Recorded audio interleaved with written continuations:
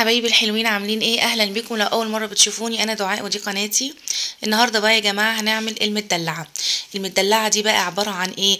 طبقه كده من الكنافه عليها كريمه غنيه وطعمها حلو جدا، وبعد كده طبقه من البسبوسه وكمان طبقه كريمه، وفوق بقى طبقه كراميل زي ما انتم شايفين، متزوقه بالشوكولاتات كده. طعمها بجد وهمي، حاجه كده بتدوب في البق. لذيذه وخفيفه وظريفه جدا جدا. يلا بقى نصلي ونسلم على سيدنا النبي عليه الصلاة والسلام، ونشوف المقادير والطريقة بتاعة المدلعة بتاعتنا النهاردة ونشوف عملناها ازاي. اول حاجة بحضر الشربات بتاع الكنافة. هو عبارة عن شربات تقيل بارد. بحط كوبايتين من السكر وعليهم كوباية واحدة من المية، يعني السكر معايا ضعف المية، وما بلمسش السكر او ما بقلبهوش. واول ما السكر يدوب معايا كده اروح عصرة نص ليمونة، وبس كده اسيبه يغلي 7 دقايق بالظبط او 10 دقايق، واطفي عليه واسيبه بقى يبرد، وعشان يبقى جاهز معايا اسقي بيه الكنافة.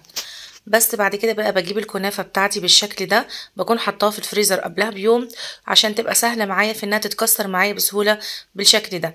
او ممكن تستخدمي كنافة فريش بس تقطعيها كويس، او ممكن تحطيها في الكبة كمان هتبقى اسهل عليكي.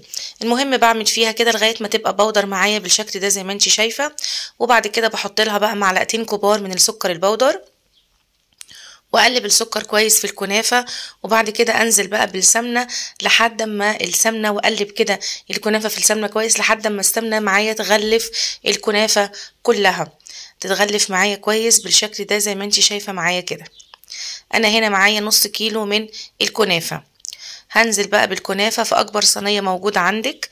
واهم خطوة بقى هنا انك تكبسيها كويس جدا جدا بالشكل ده زي ما انت شايفة بايدي كده، وبضغط عليها كويس قوي عشان تتكبس معايا، علشان ما تتكسرش مني وتبوظ مني. ممكن تجيبي صينية مقاس اصغر وتضغطي بيها على الكنافة بتاعتك بحيث ان انت تكبسيها كويس بالشكل ده. بعد ما اتكبست معايا كده كويس اروح مدخلاها بقى الفرن على درجة حرارة متوسطة، وتطلع معايا باللون الذهبي الحلو ده كده زي ما انت شايفة معايا. وبعد كده بقى بسقيها بالشربات زي ما قلتلك، الشربات بيكون تقيل بارد. بعد كده بقى عندي طبقة الكريمة، عبارة عن حليب يكون متلج، اهم حاجة يا جماعة يكون متلج. وعندي كمان علبة قشطة، وعندي كريم شانتيه بودر، وكمان باستري كريم. انا بستخدم دريم كويس جدا. بجيب الحليب وبحط عليه بقى الكريم شانتيه والباستري كريم، واضرب فيه بقى بالشكل ده زي ما انت شايفة معايا لغاية ما يبدأ كده الكريمة تمسك نفسها. وبعد كده بنزل بعلبة القشطة بالشكل ده زي ما انت شايفة معايا، واقلب كمان القشطة. قد ايه بقى الكريمة شايفين غنية وتحفة جدا ازاي. بعد كده بقى بتتقل معاكي بالشكل ده زي ما انت شايفة كده. وعايزة اقولك ان طعمها بجد غني وحلو جدا جدا جدا. بركنها بقى على جنب، بحطها في التلاجة تسقع، واحضر معايا مكونات البسبوسة. البسبوسة عندي عبارة عن كوباية من السكر، ولازم يكون السكر ابيض ناعم. عندي نص كوباية من السمنة، عندي كوباية الا ربع من الحليب، وعندي معلقة كبيرة من عسل الجلوكوز، وعندي 3 كوبايات من دقيق السميد او نص كيلو يعني من دقيق البسبوسة زي ما انت شايفة معايا كده. اهم حاجة عندي ان انا بحط السمنة على دقيق السمولينا الاول، نص كوباية السمنة على السمولينا، واغلف بقى السميد بتاعي بالسمنة كويس جدا، علشان دي خطوة مهمة جدا جدا لنجاح البسبوسة، عشان تبقى دايبة معاكي وطالعة كويسة جدا. بصي بغلفها كده لغاية ما تبقى معايا زي الرمل المبلول زي ما انت شايفة معايا كده. بس كده بعد كده بقى هضيف عسل الجلوكوز. بس بصي عسل الجلوكوز معايا تقيل ازاي، هخففه كده بحبة من الحليب علشان ينزل معايا بسهولة، ولما اجي اخلط الخليط يختلط معايا بسهولة، علشان البسبوسة ما ينفعش اعجن او اقلب فيها كتير زي ما انت شايفة معايا كده. بصي بقى انا هنا كملتلك الكوباية علشان تعرفي المعيار بتاعك، يعني هي كوباية الا ربع من الحليب، وبتكملي بقية الكوباية بعسل الجلوكوز، يعني كله كده بقى كوباية على بعضه. لو ما عندكيش عسل جلوكوز بتستخدمي شربات تقيل بارد او عسل نحل. وبعد كده بقى بتحطي كوبايه السكر ولفه واحده بس يا جماعه بطراطيف صوابعي كده، ادخل المكونات في بعض.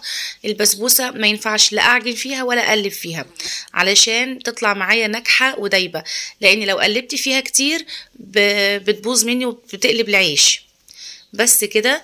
بعد كده بنزل بقى بالخليط بتاعي على الصينيه، برضو نفس الصينيه اللي انا عملت فيها الكنافه، نفس المقاس بعمل فيه البسبوسه، واخبط بقى عليها خبطتين كده بالشكل ده عشان اطلع اي هواء او اي فراغات موجوده فيها، وادخلها برضو على فرن على درجه حراره متوسطه.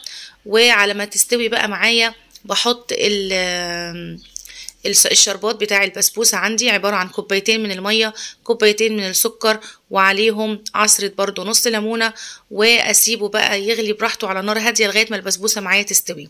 على فكره انا حطيت ورق زبده تحت البسبوسه علشان اعرف اقلب البسبوسه، هوريكي دلوقتي هنقلبها ازاي وهنعمل ايه.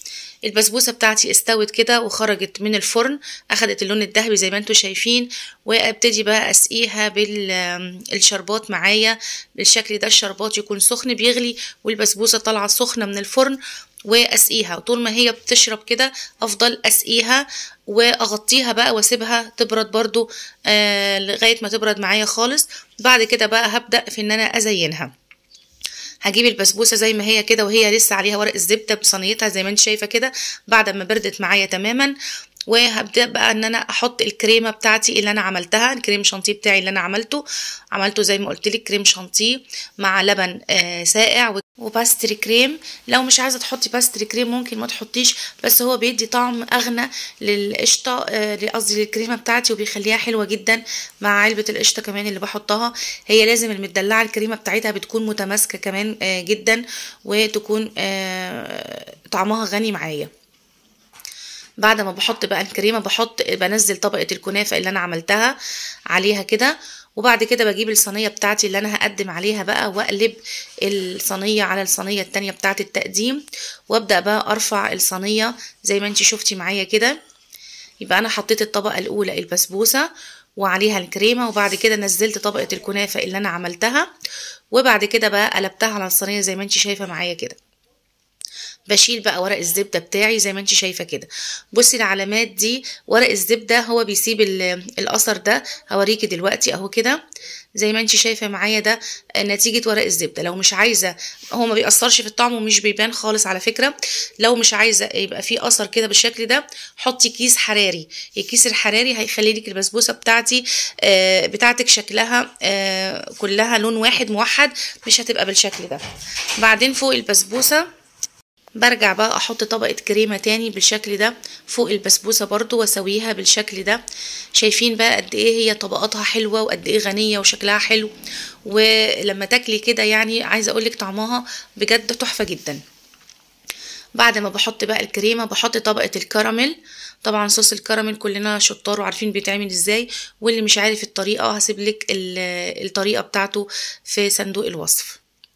بس كده بنزل بقى بالكراميل بتاعي، وابدأ بقى في ان انا برضو اسويه بقى بالشكل ده زي ما انت شايفة معايا كده. اللهم صل وسلم وبارك عليك يا سيدي يا رسول الله. بعد كده بقى بجيب صوص شوكولاتة عندي، بكون مسيحة شوكولاتة خام بسيحها على حمام مية، وابدأ بقى اعمل بيها خطوط بالشكل ده زي ما انت شايفة معايا بأي حاجة عندي. انا بستخدمها هنا الازازة دي بتاعت الكاتشب عشان تنزل معايا بسهولة زي ما انت شايفة كده بالشكل ده. وبرضو بسيح شوكولاتة بيض على حمام مية وانزل بخطوط تانية بالشكل ده برضو بين الشوكولاتة، يعني بحط كده خط شوكولاتة ابيض وخط شوكولاتة دارك بالشكل ده زي ما انت شايفة معايا. وبعد كده بقى اجيب خلة اسنان وابدأ بقى اعمل الشكل ده زي ما انت شايفة رايحة جاية كده علشان يطلع معايا الشكل التحفة ده اللي بنشوفه في المحلات وبنبقى مش عارفين بيتعمل ازاي. بصي بمنتهى السهولة كده تشكل معايا وبقى شكله حلو جدا جدا جدا. المنظر بيتكلم عن نفسه يا جماعة، بجد شكلها تحفة، طعمها تحفة، جربوها وصدقوني هتعجبكم جدا جدا جدا. وما تقوليش انها تقيلة كنافة وبسبوسة، لا بجد خفيفة ولذيذة وطعمها في منتهى الروعة والجمال. هستنى رأيكم وتعليقاتكم وتطبيقاتكم، لان بجد رأيكم بيهمني جدا وبيفرق معايا جدا جدا. ولو عايزين اي وصفة قولولي في التعليقات وان شاء الله هعملها لكم. ويلا باي باي، ونتقابل في فيديوهات جاية كتير مع بعض ان شاء الله. يلا باي باي يا حبايبي.